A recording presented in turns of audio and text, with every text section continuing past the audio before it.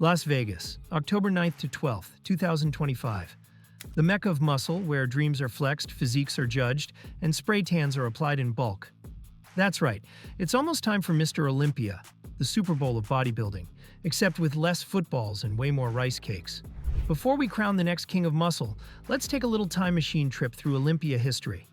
From the golden era of aesthetics to today's era of freakishly large human action figures. We'll talk legends, rivalries, and controversies. This is the history of Mr. Olympia and the road to 2025. The very first Mr. Olympia in 1965 was won by Larry Scott, the golden boy of bodybuilding. This is the first Mr. Olympia ever. Had some of the best arms of all time. We're talking in the 1960s. He won again in 1966 and then retired undefeated. The guy was so popular back then, they literally nicknamed him the Legend. Those of you that are not familiar with my history way back in the 60s, I won the title of Mr. America, Mr. Universe, Mr. Olympia a couple of times. So I've been around a while and I feel like I've got considerable experience that I can be of some help to you. Then came Sergio Oliva, the Myth. He took over from 1967 to 1969, 3 straight wins. It doesn't matter, 8, 9, 1, 17, 20, no matter what, I will be forever the Myth. His physique was so ahead of its time, mind-blowing proportions throughout his entire body. People thought he was photoshopped. Then comes Arnold Schwarzenegger, the man, the myth, the Austrian oak.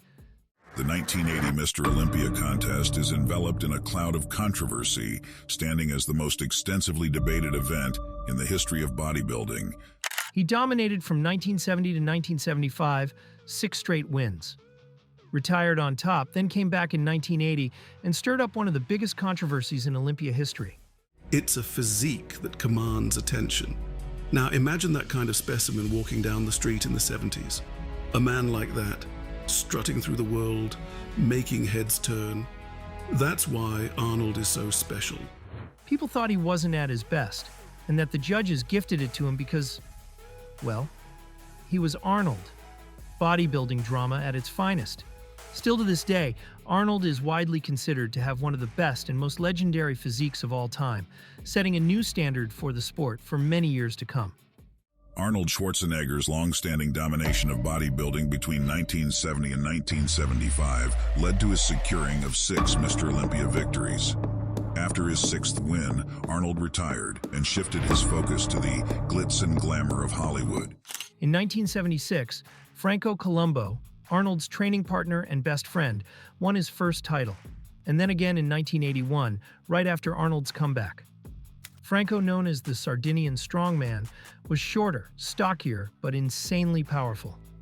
Frank Zane, known as the Chemist, took the throne from 1977 to 1979, winning 3 in a row. Franco Columbu and Frank Zane to step into the spotlight. Columbu claimed victory in 1976, followed by Zane's triumphant streak of 3 consecutive wins. Zane proved you didn't need to be massive to win. He had razor-sharp aesthetics, perfect symmetry, and one of the most shredded looks in Olympia history. He was the guy who showed you could win with brains and balance, not just brute size. After Franco in '81, we got a couple of one-hit wonders. Chris Dickerson in 1982, the first African-American Mr. Olympia, also nicknamed Diamond Calves. Then Samir Banout in 1983, nicknamed the Lion of Lebanon. They called him the Lion of Lebanon. I always wanted to be Mr. Olympia. I just knew that one day I'm going to be Mr. Olympia. So it's not about the size of things. It's not about the size of the dog. It's the bite of the dog. But then came the real dynasty. Lee Haney from 1984 to 1991, 8 consecutive wins. Haney combined size, aesthetics, and conditioning, setting a new standard.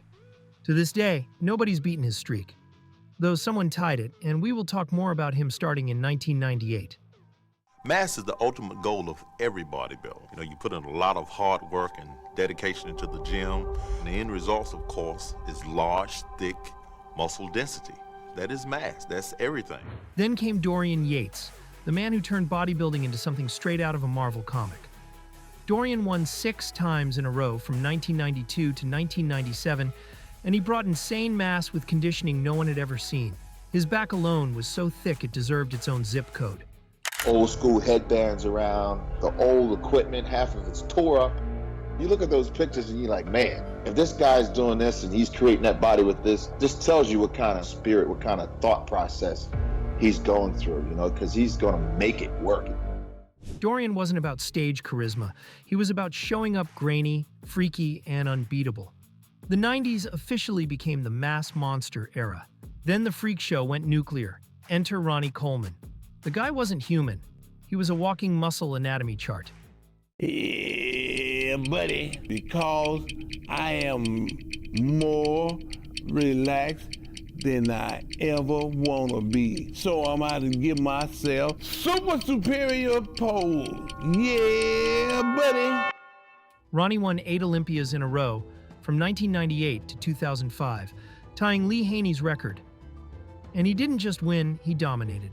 He was doing 800-pound squats like it was a warm-up, screaming, "Lightweight, baby," like a man possessed. But Ronnie had a rival, Jay Cutler. Jay Cutler.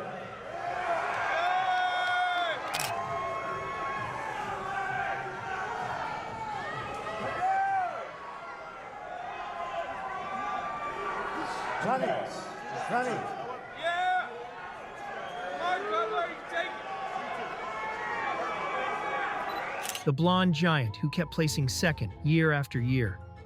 Fans debated, was Jay robbed? Was Ronnie unbeatable? Finally, in 2006, Jay toppled the king, ending Ronnie's reign.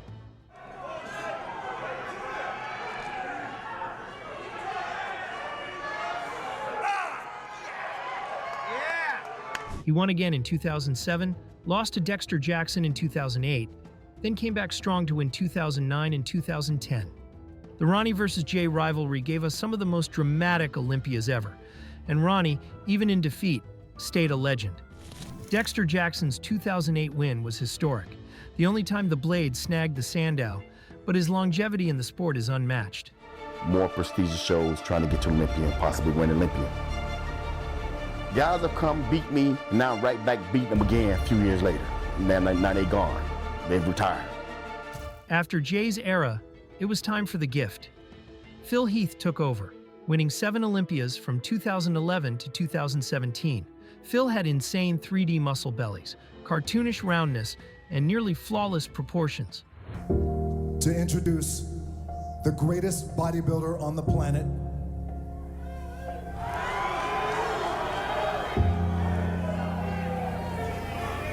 the 7-time Mr. Olympia, Phil the Gift Heath. But the drama? That came from his rivalry with Kai Green. These two had some of the most iconic beef in bodybuilding history. Heated press conferences, intense face-offs, almost throwing punches on stage. Fans loved it. It was WWE-level entertainment, but with way more veins. Went in, man. He went all in.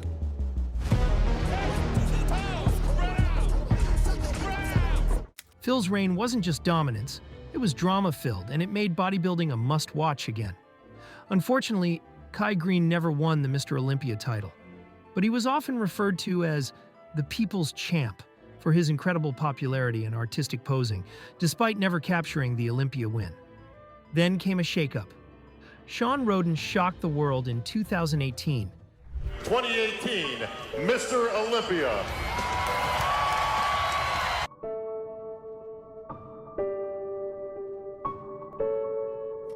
Dethroning Phil Heath. At 43 years old, he became the oldest bodybuilder to win the Mr. Olympia title. Sadly, it would be his only title. In 2019, Brandon Curry stepped up, bringing a mix of size and aesthetics, claiming the title as another great one-hit wonder on our list. Then came the Egyptian giant, Mamdou El-Spieh, aka Big Ramy. A real monster of the masses named Mamdou El-Spieh, or simply Big Ramy. He won back-to-back in 2020 and 2021, becoming the biggest Mr. Olympia champ ever. In 2022, the Persian Wolf, Hadi Choopan finally got his Sandow, becoming the first Iranian champion. The crowd went wild. After transitioning from the men's 212 division, it took a few years, but he consistently displayed peak conditioning, culminating in his historic 2022 victory. Then, in 2023, history was made. Derek Lunsford, the first ever 212 champion to move up, took the title. A true underdog to champion story. Every day he came to the gym with just one thought. I want to be a champion. My goal is Mr. Olympia. In 2015, he performed at his first competition and took first place. And in 2024, Samson Dauda, the Nigerian Lion, won, bringing aesthetics back in a big way. A throwback to the days of Zayn, but in a modern, massive package. The Nigerian Lion, by way of the United Kingdom, Samson Dauda!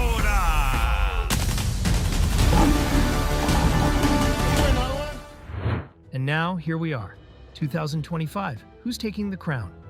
Derek, 2023 champ. Balanced, freaky, complete. He's the fan favorite and the man to beat. Samson, the new aesthetic monster. If he nails conditioning, he could go back-to-back. No one has gone back-to-back since Big Ronnie back in 2020 and again in 2021. Hadi, the wolf is hungry, always shredded, always dangerous. Never count him out. Nick, the mutant. Back from injury, freaky size, crazy work ethic. If he's 100%, he's a threat to shock the world. Martin, also known as the Martian. He impressed fans with a fourth-place finish at his Olympia debut in 2024. Nick Walker predicts him to finish 5th place this year, with Nick finishing in 1st place. That's a lot of talk coming from someone who has never won the title himself. This is the most stacked Olympia lineup in years. Will Samson hold the crown? Will Hadi become the new face of aesthetics?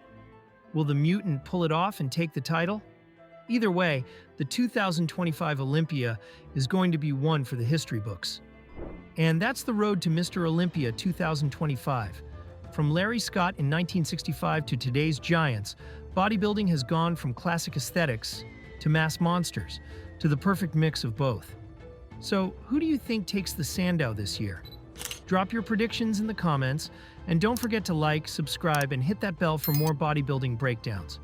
This is the Olympia, baby. See you in Vegas. Well, virtually. Don't forget your protein shake.